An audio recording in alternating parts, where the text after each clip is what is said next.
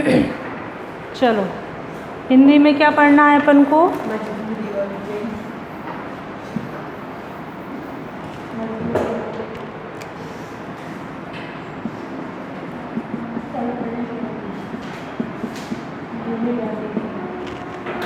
मजदूरी और प्रेम।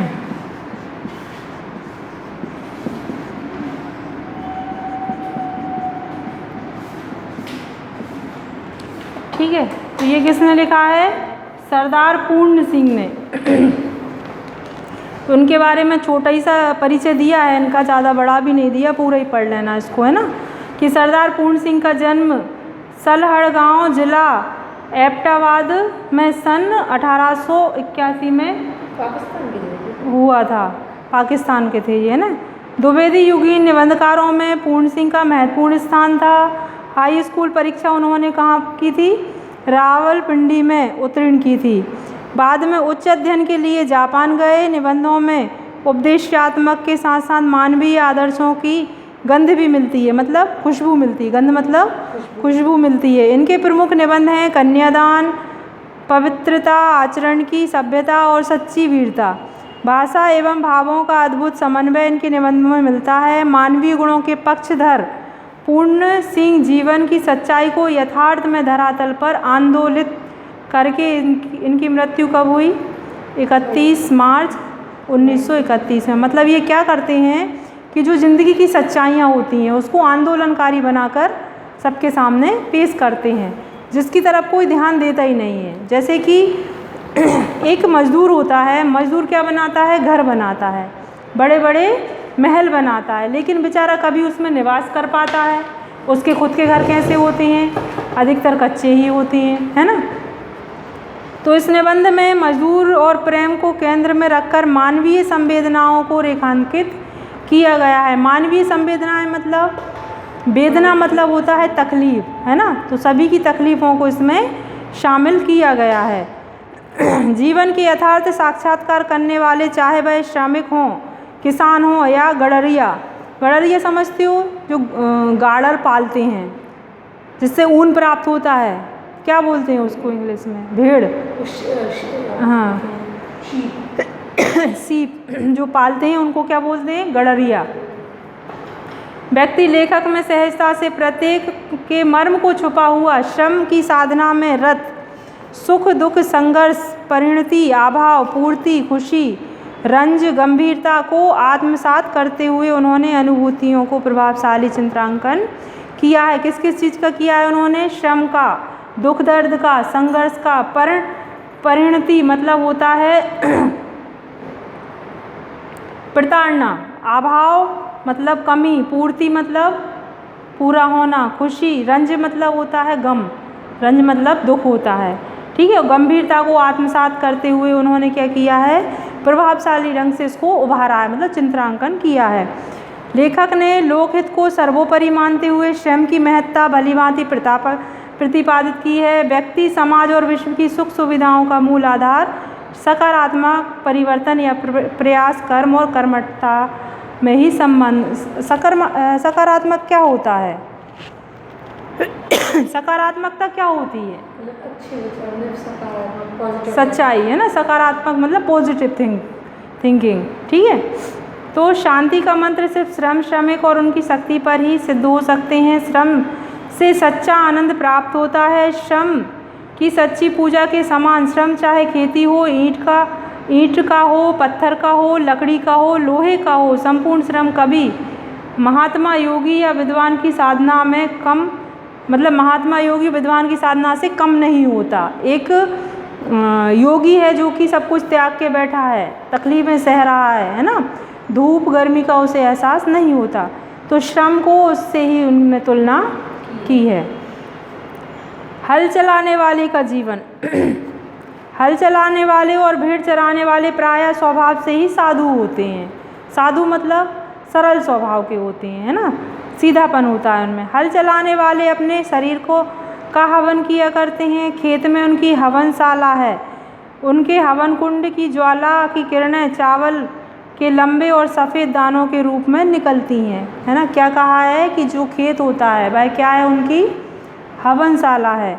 हवनशाला में क्या निकलता है? ज्वाला की किरणें।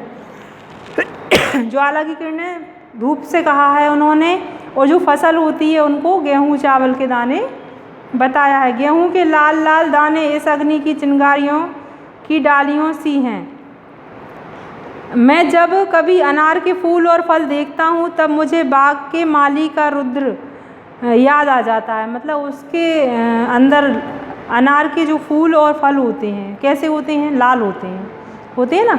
तो उन्हें क्या लगता है कि जो बाग का माली होता है जिसने उनकी रक्षा की है उसका रुधिर मतलब उसका रक्त मुझे याद आता है, जैसे उसने अपने रक्त से इनको सींचा हो। उसकी मेहनत के कारण ज़मीन में गिरकर उगे हैं और हवा तथा प्रकाश की सहायता से मीठे फल के रूप में नज़र आ रहे हैं। किसान मुझे अन्न में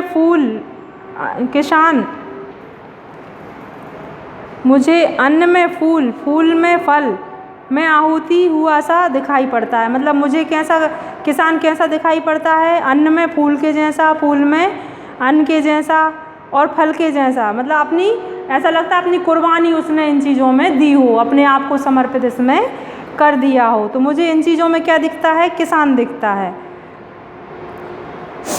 ब्रह्म आहुति से जगत पैदा हुआ है। ब्रह्मा जी ने जो आहुतियाँ दी हैं उससे क्या हुआ है? इस सृष्टि का निर्माण किसने किया है? ब्रह्मा जी ने। हवन में आहुतियाँ देकर उन्होंने सृष्टि का निर्माण किया है। तो ब्रह्मा जी ने जगत को पैदा किया है। अन्न पैदा करने में किसान भी ब्रह्मा के समान होता है ना। अन्न पैदा करने में किसान क्या करता है? ब्रह्मा के समान है। खेती उसके ईश्वरी प्रेम का केंद्र है। उसका सारा जीवन पत्ते पत्ते में, फूल फूल में, फल फल में बिखर रहा है। वृक्षों की तरह उसका भी जीवन एक मौन जीवन है। वायु, जल, पृथ्वी, तेज और आकाश की निरोगता इसी के हिस्से में है। मतलब सब कुछ किसके हिस्से में आ रहा है? किसान के हिस्से में। वायु ना हो तो भी उसकी फसल खराब हो जाएगी, जल ना हो तो भी।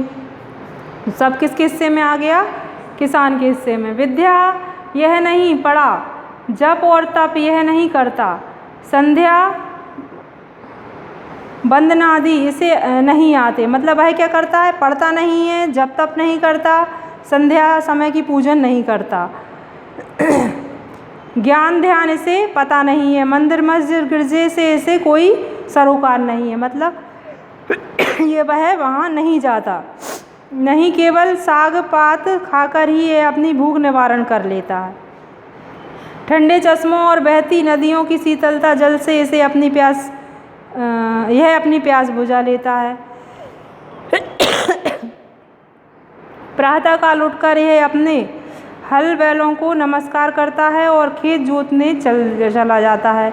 दोपहर की धूप इसे भाती है। इसके बीच मिट्टी ही में खेल खेल कर बड़े हो जाते हैं और इसके परिवार को बैल और गांव से प्रेम है। उसकी यह सेवा करता है। पानी बरसाने वाले के दर्शनार्थ आँखें नीली आकाश की ओर उठती हैं। नयनों की भाषा यह प्रार्थना करता है। शाम और प्रातः, दिन और रात विधाता इसके हृदय में अचिंतनीय होता है। मतलब क्या होता है कि इसकी जो मेहनत है वह हर मंदिर मस्जिद से कैसी है? बड़ी है, दूर है ना। मतलब बाहर नहीं जाता। जैसे अपन लोगों ने नियम बना लिया ना कि शाम को दीपक लगाना है, सुबह पूजन करना, उसे कुछ पता नहीं है। वह अपने केवल कृषि करने वाले औजारों की क्या करता है? पूजन करता है। और धूप जो होती है वह उसकी सखा और सहेली होती है। मतलब धूप उसको नहीं लगती। वह तो अपने हल लेकर कहाँ चला जाता है? खेत में चला जाता है। विधाता इसके हृदय में अचिंतनीय और अद्भुत आध्यात्मिक भावों की वृष्टि करता है। मतलब इसके हृदय में अगर कहा जाए तो सही मायने में विधाता कहाँ होता है?